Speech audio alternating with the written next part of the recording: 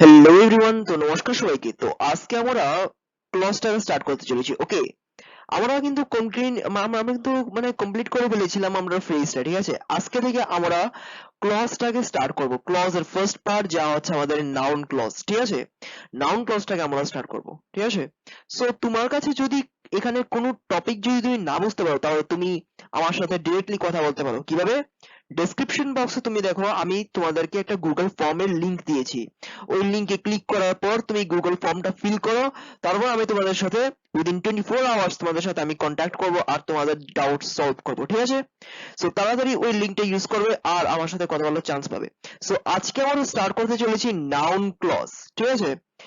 Noun ক্লজটা আসলে কি দেখো, a noun clause is used in a sentence in the same way as a noun may be used। মানে noun clause হচ্ছে এরকম, ঠিক আছে, এরকম একটা ক্লজ যা সেন্টেন্সের মধ্যে সেন্টেন্সের মধ্যে একেবারে নাউনের মতো ইউজ হয়। কি? একটা সেন্টেন্সের মধ্যে এমন ক্লজ যা সম্পূর্ণভাবে নাউনের মতো কাজ করে, সেটা হচ্ছে কি নাউন ক্লজ। এবং নাউন ক্লজ হতে পারে সাবজেক্ট, হতে পারে অবজেক্ট অফ দ্য সেন্টেন্স, হতে পারে অবজেক্ট অফ দ্য প্রিপোজিশন, হতে পারে নাউন ক্লজ কমপ্লিমেন্ট, হতে পারে অ্যাপোজিটিভ, হতে পারে, ঠিক আছে। এখন তোমাদের সামনে দেখতে পাচ্ছ একটা একটা টেবিল তোমাদের সামনে আমি দিয়েছি, ঠিক আছে। এখানে আমি দিয়েছি যে নাউন ক্লজ যে আছে, এক মিনিট আমি একটু আমার ইঙ্কটা চেঞ্জ করে দিই। রেড, রেড ঠিক হবে তো? রেড, রেড, হ্যাঁ রেড ঠিক আছে। তাহলে আমি তোমাদের সাথে আজকে শেয়ার করব যে এখানে মানে নাউন ক্লজের ফাংশনস সম্পর্কে, ঠিক আছে।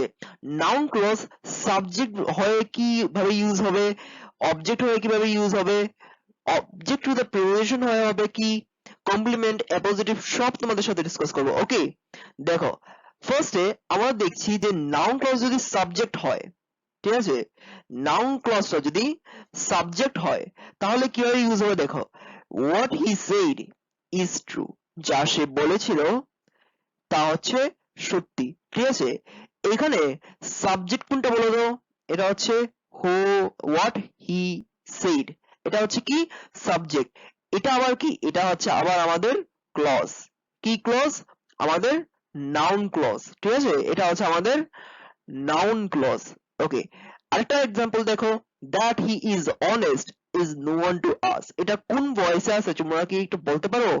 যদি বলতে পারো তাহলে তোমরা আমাকে কমেন্ট সেকশনে জানাও আর আমি এটার আনসার বলে দিচ্ছি। ওকে, সো এখানে যে he, that he is honest is known to us, is known to all, এটা হচ্ছে আমাদের প্যাসিভ ভয়েসে আছে, ঠিক আছে। Okay, how how he went there is known to all, সে কিভাবে ওইখানে গিয়েছে তা সকলের জানা, ঠিক আছে। এখানে নাউন ক্লজটা হবে কোনটা জানো? হাউ হি ওয়েন্ট দেয়ার, এতটুক পার্ট হবে আমাদের কি নাউন ক্লজ। কি এটা হবে কি আমাদের noun clause. Okay, when he will come is uncertain, কখন সে আসবে এটা অনিশ্চিত, ঠিক আছে। এখানে যে when he will come এটা হচ্ছে কি নাউন ক্লজ। ওকে, আমরা জানলাম কি, আমরা জানলাম যে কিভাবে মানে সাবজেক্ট রূপী মানে সাবজেক্টের মতো রূপ ধারণ করে কিভাবে একটা নাউন ক্লজ একটা সেন্টেন্সের মধ্যে আমরা ডিনোট করতে পারি। ওকে, এরপর দেখো, এরপর হচ্ছে আমাদের object, object of a sentence. যখন অবজেক্ট নাউন ক্লজ হবে, ঠিক আছে, তখন কিভাবে আমরা বুঝবো, কিভাবে আমরা দেখবো, ঠিক আছে। দেখো আমি একটা এক্সাম্পল দেখাই। আই নো, আমি জানি, দ্যাট হি ইজ অনেস্ট, এইখানে এইখানে নাউন ক্লজ কোনটা বলতো? এখানে নাউন ক্লজ হবে আমাদের দ্যাট হি ইজ অনেস্ট।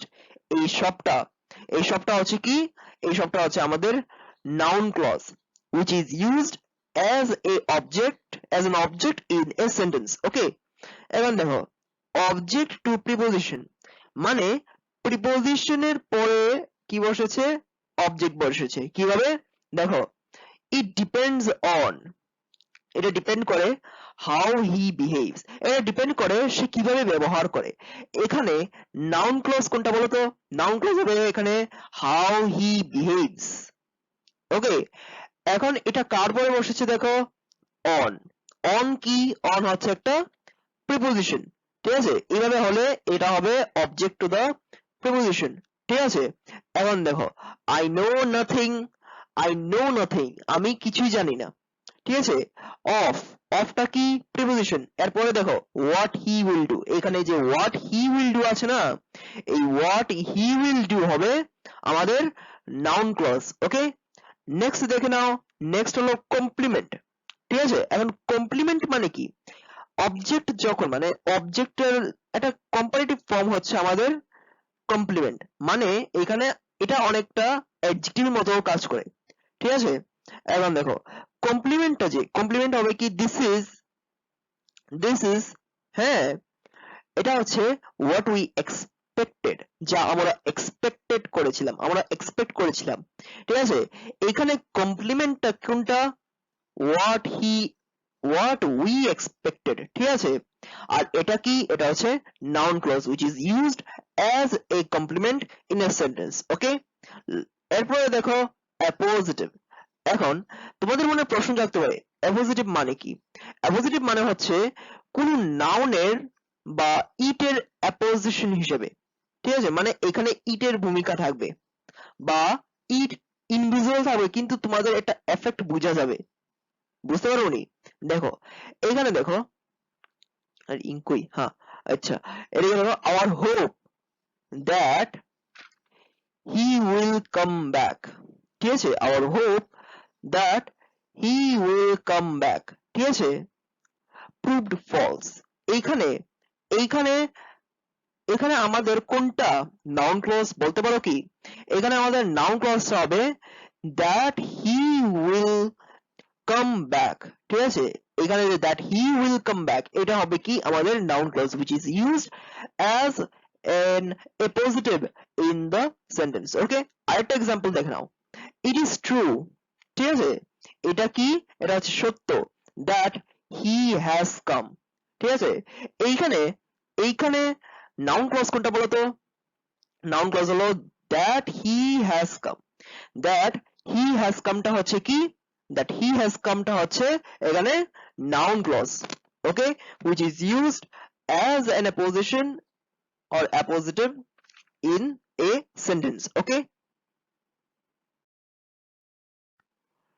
তোমাদের সামনে আমি কিছু লিঙ্কিং ওয়ার্ডস দিয়েছি, যার পরে কি হয়, যার পরে আমাদের মানে এই যে নাউন ক্লজটা এটা আসে। ঠিক আছে, সবসময় না, কিছু কিছু ক্ষেত্রে। কিন্তু একটু দাঁড়াও, আমি একটু ইঙ্কের কালারটা চেঞ্জ করে দিই, আমি আসলে দেখতে পারছি না আর কি। ঠিক আছে, এই দেখো দ্যাট, এই দ্যাট হচ্ছে কি, এই দ্যাট হচ্ছে একটা লিঙ্কিং ওয়ার্ড। কিভাবে ইউজ হলো, he said that he would go, সে বলেছিল যে সে এখানে যাবে, এইটা কি। ঠিক আছে, এখানে যে দ্যাট, এই দ্যাটটা হচ্ছে কি লিঙ্কিং ওয়ার্ড, যা মানে লিংক তৈরি করে আর কি। ঠিক আছে, মানে সংযোগ রক্ষা করে এই দুইটা ক্লজের মধ্যে, এটাও তো একটা ক্লজ, এটাও একটা ক্লজ। ঠিক আছে, এই দুইটা ক্লজের মধ্যে সংযোগ রক্ষা করলো কে, দ্যাট। ওকে, দেখো তারপর আছে হো, লিঙ্কিং ওয়ার্ড হো।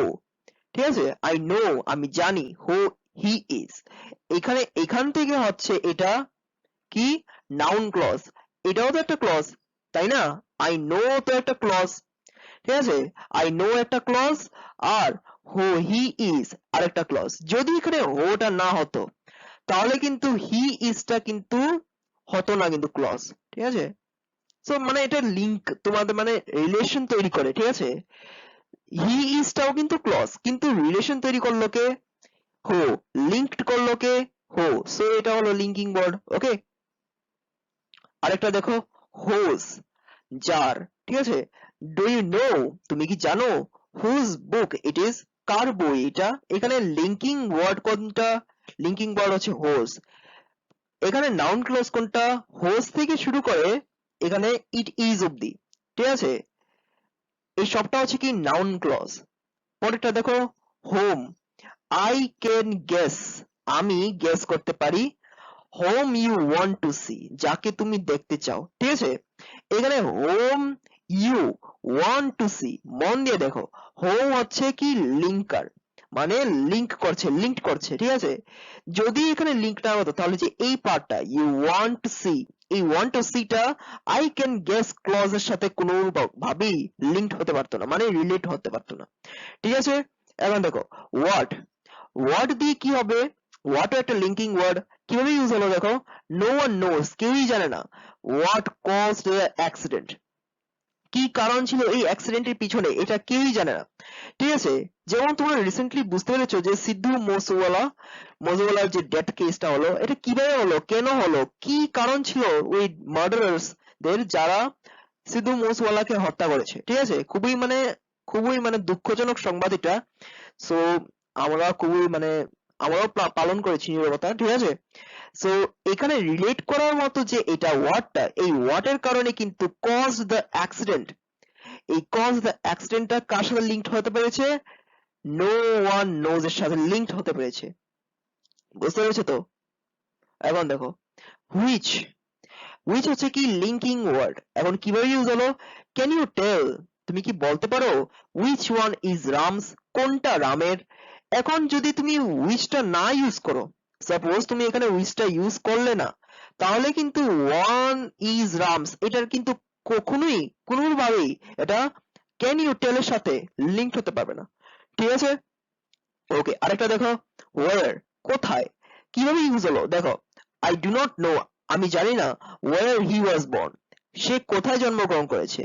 নাউন ক্লজ কোনটা, where he was born, যদি এখানে where টা না থাকতো তাহলে কি he was born টা কি I don't know এর সাথে কি লিঙ্কড হতে পারতো, obviously not।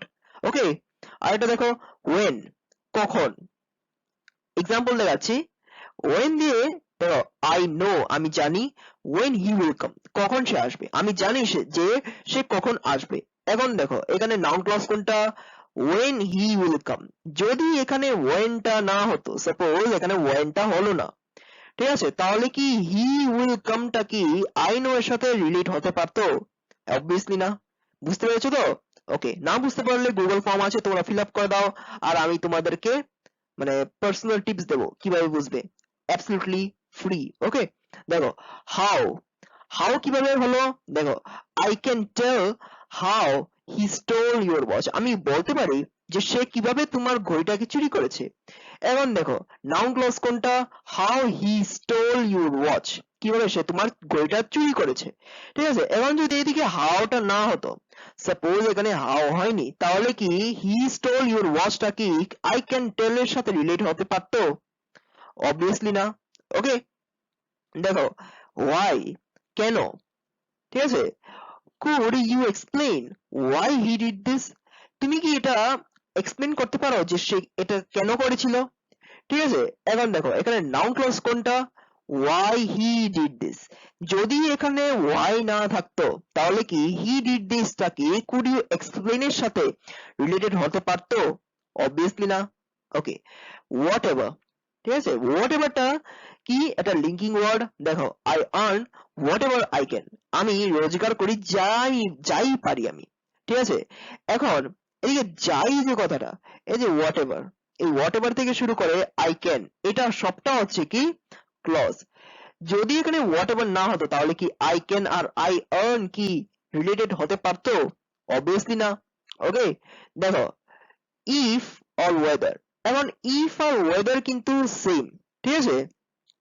he asked me, সে আমাকে জিজ্ঞাসা করেছিল, if or whether I would stay or not, সে আমাকে জিজ্ঞাসা করেছিল তুমি কি থাকবে কি থাকবে না ঠিক আছে। এখন দেখো এখানে নাউন ক্লজ হচ্ছে if or whether I would stay or not, এটা যদি এখানে if or either না থাকতো তাহলে কি I would stay or not এর সাথে she asked me এটা কি রিলেটেড হতে পারতো, obviously না।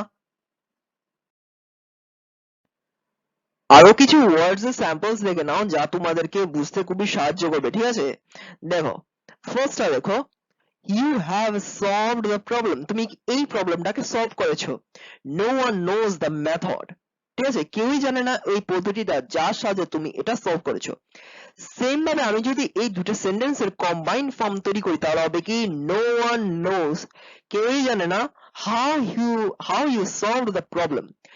এখন এদিকে নাউন ক্লজটা কোনটা, how you solved the problem which is used as the object of the sentence. Okay, এখন এদিকে যদি হাওটা না বসতো, ঠিক আছে, যদি হাওটা না বসতো তাহলে কি এখানে you solved the problem এর সাথে কি no one knows কোনো কি লিঙ্কড হতে পারতো? Obviously না। এখন দেখো the student was absent yesterday, স্টুডেন্টটা কালকে অ্যাবসেন্ট ছিল, গতকালকে, ঠিক আছে, the teacher asked him the reason। এই দুটো সেন্টেন্সের combined form. The teacher asked the student why he had been absent yesterday। এখন দেখো আমি এটা তোমাদেরকে বলতেই পারি যে এখানে অবজেক্ট কোনটা, অবজেক্ট হচ্ছে কি why he had been absent yesterday, noun clause এর সেম, ঠিক আছে। এখন দেখো এখানে যদি why টা যদি না হতো, তাহলে কি he had been absent yesterday এর সাথে the teacher asked the problem কি হতে পারতো? Obviously না। তাহলে তোমরা লাস্ট আরো দুইটা সেন্টেন্সেস দেখে নাও, ঠিক আছে, তারপর তোমাদের নাউন ক্লজটা শেষ হয়ে যাবে। দেখো সি নাম্বারটা, mister Rao is a great politician, ঠিক আছে, মানে মিস্টার রাও হচ্ছে একজন great politician. This fact must be admitted, এই সত্য কথাটা সবার স্বীকার করা উচিত, ঠিক আছে। সত্য কথাটা কি? সত্য কথাটা হচ্ছে মিস্টার রাও হচ্ছেন একজন গ্রেট পলিটিশিয়ান, ঠিক আছে। এখন এই দুইটা সেন্টেন্সেস এর কম্বাইন্ড ফর্মটা দেখো, this fact must be admitted that mister Rao is a great politician। এখানে নাউন ক্লজ কোনটা? নাউন ক্লজ হলো that Mr. Rao is a great politician, ঠিক আছে। যদি এখানে দ্যাটটা না থাকতো তাহলে কি mister Rao is a great politician এর সাথে this fact must be admitted এটা কি কানেক্টেড হতে পারতো? Obviously না।